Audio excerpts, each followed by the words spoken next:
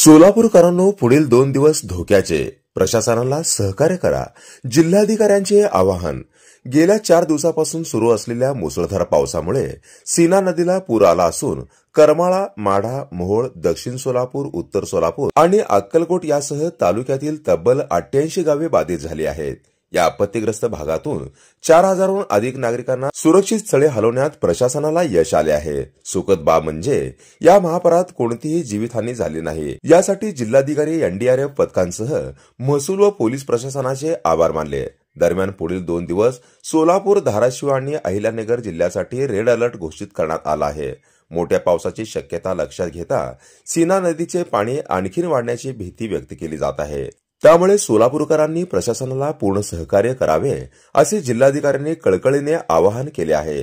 जिल्हाधिकाऱ्यांनी स्पष्ट केले की निधीच्या बाबतीत कोणतीही कमतरता नाही, मात्र नागरिकांना मदत करायची असल्यास त्यासाठी तालुका किंवा जिल्हास्तरीय परवानगी घेण्याची गरज नाही.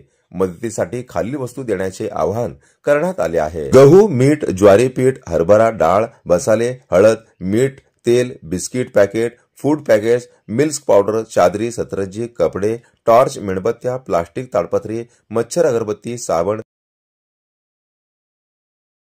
कडून वारंवार सूचना करण्यात येत असून नागरिकांनी सुरक्षिततेस प्राधान्य द्यावे व अफवांवर विश्वास ठेवू नये असे आवाहनही करण्यात आले आहे.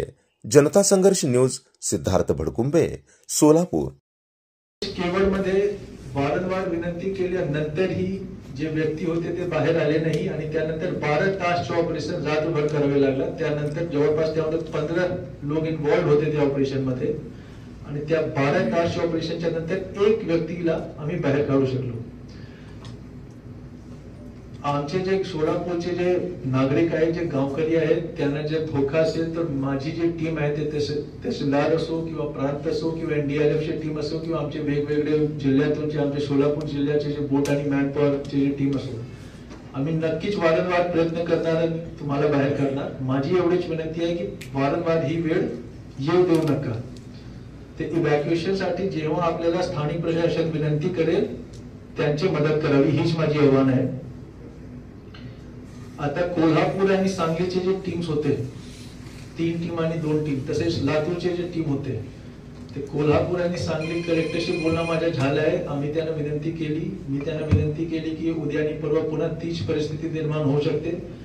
त्यांनी फ्रेश मॅन पॉवर आम्हाला दिलं आहे. ते फ्रेश मॅन पॉवर 20 लोकांचे मॅन पॉवर कोल्हापूरतून आणि 15 लोकांचे मॅन पॉवर सांगलीतून आमच्याकडे येत आहे. त्यानंतर आता जे आमच्याकडे मॅन पॉवर आहे कोल्हापूर आणि सांगली ते लोकांना आम्ही रिलीफ करणार.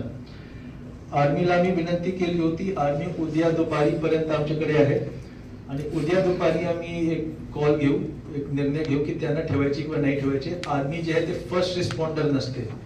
जेव्हा अति धोकादायक काही परिस्थिती निर्माण झाली तेव्हाच आम्ही आर्मीला बोलवतो आणि मेजर जनरल त्यांच्याशी बोलणं झालेलं आहे की जर आर्मीची आवश्यकता वाटली तर ते पुन्हा ते आर्मीला देणार, जर उद्या आर्मी परत पाठवण्याचा निर्णय झाला तर. आता थोडा मी रिलीफ पर्यंत येतो. आमच्या पोस्ट फ्लड पूर संपल्यानंतर, पाणी खाली गेल्यानंतर काय काय कार्य करावे लागेल आणि त्याबद्दल आम्ही काय काय करत आहोत, काय काय प्लॅनिंग आमची झालेली आहे त्याबद्दल मी थोडक्यात सांगतो. आता तहसीलदार, गट विकास अधिकारी, तालुका आरोग्य अधिकारी, पोलीस पाटील, कोतवाल, तलाठी, वेगवेगळे जे राजकीय पक्षचे कार्यकर्ते आहेत, स्वयंसेवी संस्थांचे जे कार्यकर्ते आहेत, त्यांच्याकडून जे आम्हाला फीडबॅक मिळाला आहे त्यामध्ये जे सर्वात क्रिटिकल विषय आहे तो चाराचे आहे. आता चारासाठी जे पण नियम, शासकीय नियम आहे, ते शासकीय नियम मध्ये कसा सगळे जे आम्ही खरेदी करणार चाराची ते कसा बसवायचे त्याच्या आमच्या ऑलरेडी उद्या 2-3 तास बसून आम्ही प्लॅनिंग केलेलं आहे. आज सकाळी सांगोलातून 30 मेट्रिक टन चारा, आज दुपारी सांगोलातून 30 मेट्रिक टन चारा गव्हर्नमेंट डिपो मधून आम्ही आणण्यासाठी ऑलरेडी ट्रक पाठवला आहे. सांगलीच्या गव्हर्नमेंट डिपोतून चारा घेण्यासाठी आम्ही आज रात्री ट्रक पाठवणार. तसेच जवळपास 3-4 जिल्ह्याच्या जिल्हाधिकाऱ्यांच्या सोबत माझ्या बोलणं झालेलं आहे. प्रत्येक कुठे कुठे जे प्रायव्हेट लोक आहेत, हे सरकारी डेपोट बद्दल होता सांगलीमध्ये, सांगली आणि महूर सांगोलामध्ये. बाकी कुठले कुठले जिल्ह्यामध्ये प्रायव्हेट जे लोक आहेत ज्यांच्याकडे मूळकासच्या साठा आहे, त्याप्रमाणे मी मोठा ऑलरेडी प्रमाणात ते साठा लोकेट केलेला आहे.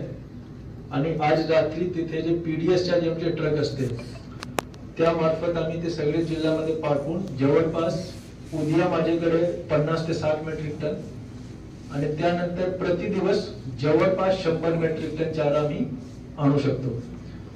प्रत्येक जे पूरग्रस्त गाव आहेत ज्या ठिकाणी चाऱ्याची आवश्यकता आहे त्या ठिकाणी मी वाटप करणार. चारा वाटप समितीचा एक शासन निर्णय आहे, त्याप्रमाणे मी वाटप करणार. सगळे जे रेकॉर्ड आहेत ते सगळे रेकॉर्ड आम्हाला ठेवावे लागेल. चाऱ्याचा जो विषय आहे तो मला वाटतं की बऱ्यापैकी संपेल.